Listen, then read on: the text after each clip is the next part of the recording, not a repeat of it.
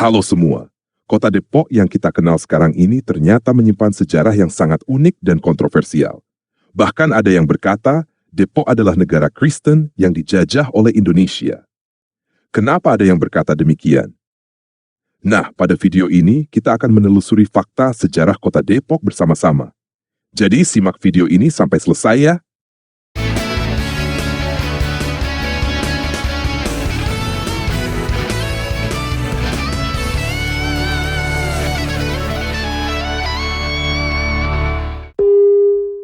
Nah, untuk memulai cerita tentang Depok, kita berkenalan dulu dengan Cornelis Chastelain yang hidup antara tahun 1657 sampai 1714. Cornelis Chastelain lahir dari keluarga pedagang Belanda yang terkenal.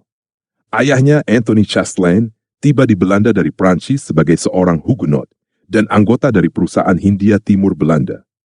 Ibunya, Maria Kruidenier, adalah putri wali kota Dordrecht yang bekerja untuk perusahaan Hindia Barat Belanda.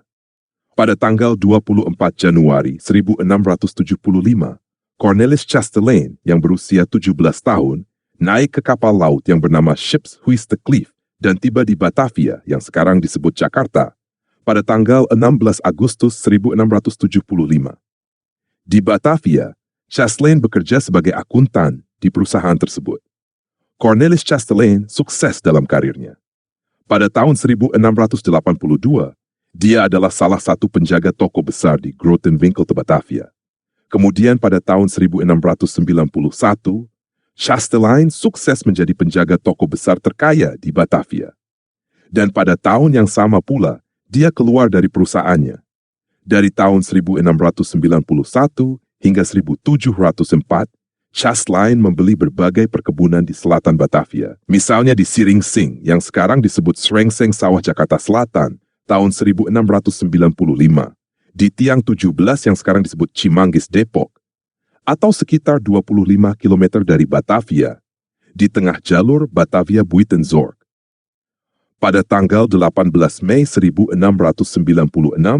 ia membeli sebidang tanah seluas 12,44 km persegi di Tiang 21 yang sekarang Pancoran Mas Depok, atau sekitar 32 km dari Batavia, di antara Sungai Ciliwung dan Pesanggerahan. Di sana ia mendirikan organisasi pertama di Pulau Jawa, untuk jemaat Protestan yang terdiri dari penduduk asli Indonesia, yang diberi nama De Eerste Protestante Organisatie van Christen, atau yang sekarang dikenal dengan Depok. Jadi sebenarnya Depok adalah singkatan dari De Eerste Protestante Organisatie van Christenen. Depok tidak dikuasai ataupun dikelola oleh pihak Hindia Belanda, tetapi dimiliki oleh seorang etnis Belanda bernama Cornelis Chastelain. Chastelain berinisiatif untuk menjadikan Depok sebagai kawasan pertanian. Ia mendatangkan sekitar 150 budak dari Bali, Makassar, hingga Ambon untuk mengelola hasil pertanian seperti kopi, teh, padi, dan sebagainya. Para budaknya itu diberikan fasilitas pendidikan, dari diperkenalkan sistem ekonomi hingga ajaran Protestantisme. Salah satu bukti pengaruh Chastelain adalah dibangunnya Gereja Immanuel, yang letaknya bersebelahan dengan gedung Yayasan Lembaga Cornelis Chastelain. Selain itu, ia membangun hutan kota yang terletak di Pitara, yang menjadi cikal bakal permukiman utama di Gemeente Depok sebagai cagar alam. Pada tahun 1704, Chastelain membeli tanah lain yang kemudian dia beri nama Weltevreden, atau yang sekarang disebut Sawah Besar Jakarta Pusat. Di perkebunan baru ini, ia mencoba mendirikan perkebunan kopi dan kebun binatang pertama di Hindia Belanda. Di perkebunan Depok, ia membuat perkebunan lada.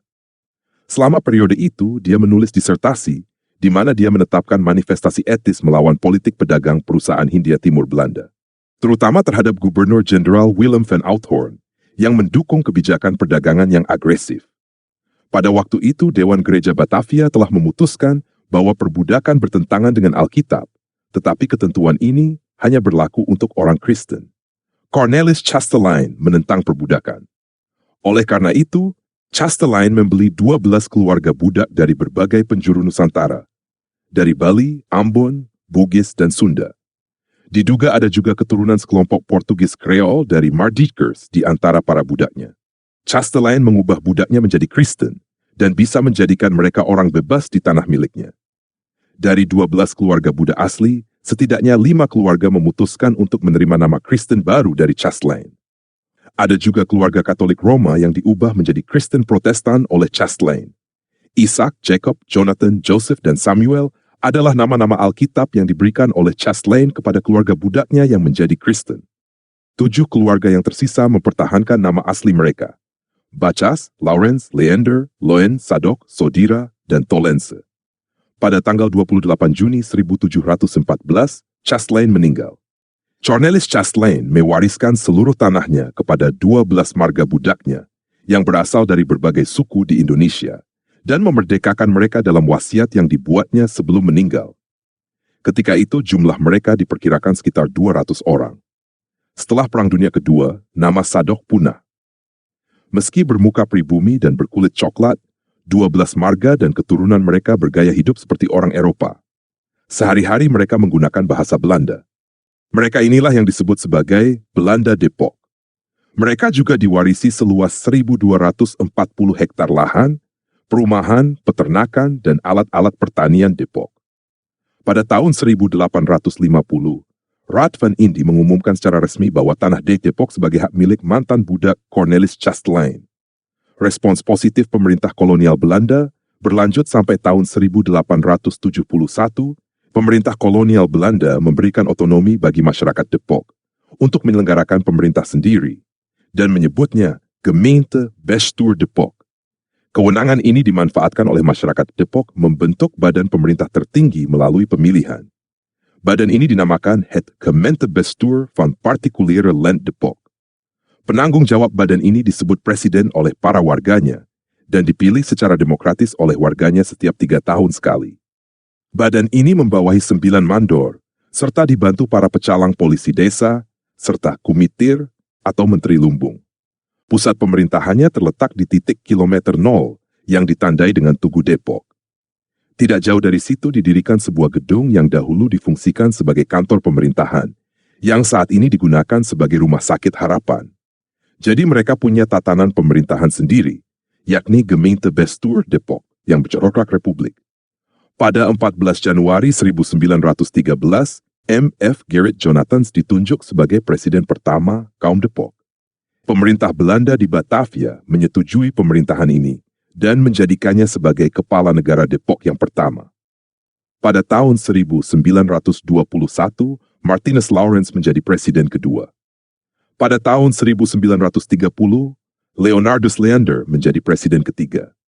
Pada tahun 1949 sampai 4 Agustus 1952, Johannes Matthias Jonathans menjadi presiden keempat.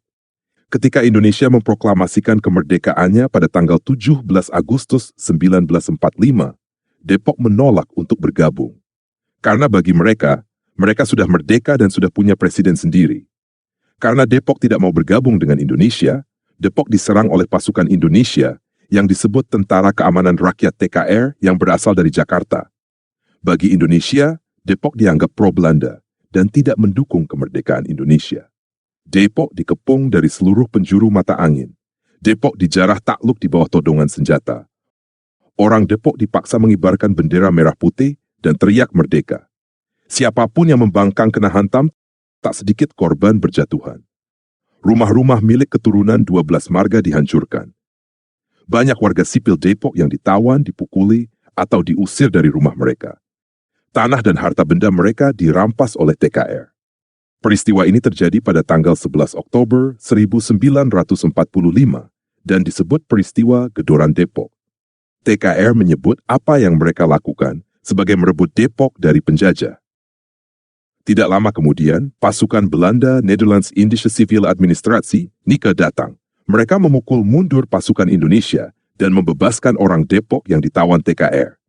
Tawanan wanita dan anak-anak Depok dibawa ke kampung pengungsian di Kedung Halang Bogor yang lebih aman.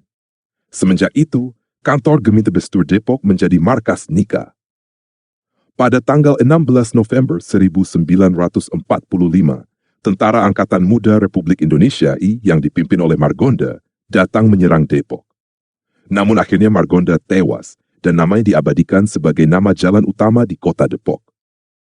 Johannes Matthias Jonathans adalah Presiden Republik Depok yang terakhir Karena pada 4 Agustus 1952, pemerintah Indonesia mengambil alih seluruh tanah partikelir Depok. Kecuali gereja, sekolah, balai pertemuan, dan lahan pemakaman, semuanya diambil alih dikuasai pemerintah dengan kompensasi ganti rugi hanya Rp229.261.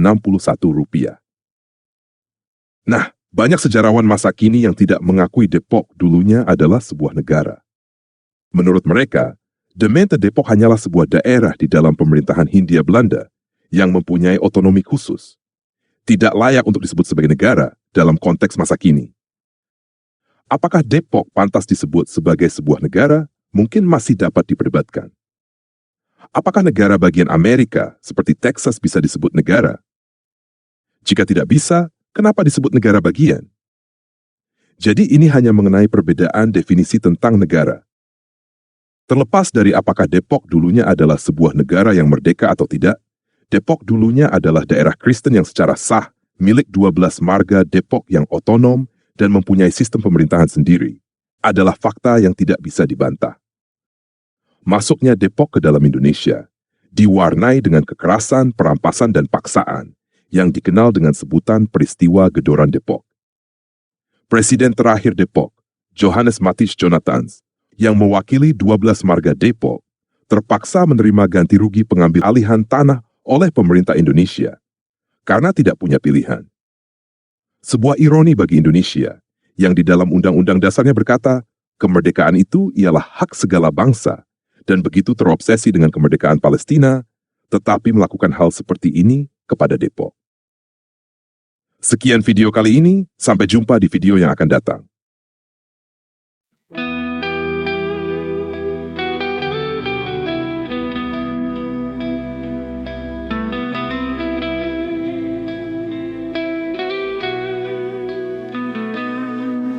Tampilkan wajah-Mu Tuhan, tunjukkan kasih setia-Mu. Dengarlah anak-Mu ini, hanya kepadamu ku percayakan hidupku. Jangan biarkan musuh-musuhku bersorak atasku. Jangan biarkan aku masuk ke dunia orang mati, karena Engkaulah satu-satunya Dewa yang hidup. Biarkan aku bersorak masyhurkan nama-Mu yang kudus. Ulurkan tangan-Mu Tuhan, tunjukkan keperkasaan-Mu. Tolonglah anak-Mu ini, hanya Engkau yang sanggup menyelamatkan aku. Jangan biarkan musuh-musuhku bersorak atasku. Jangan biarkan aku masuk ke dunia orang mati, karena Engkaulah satu-satunya Dewa yang hidup. Biarkan aku bersorak masyhurkan nama-Mu yang kudus.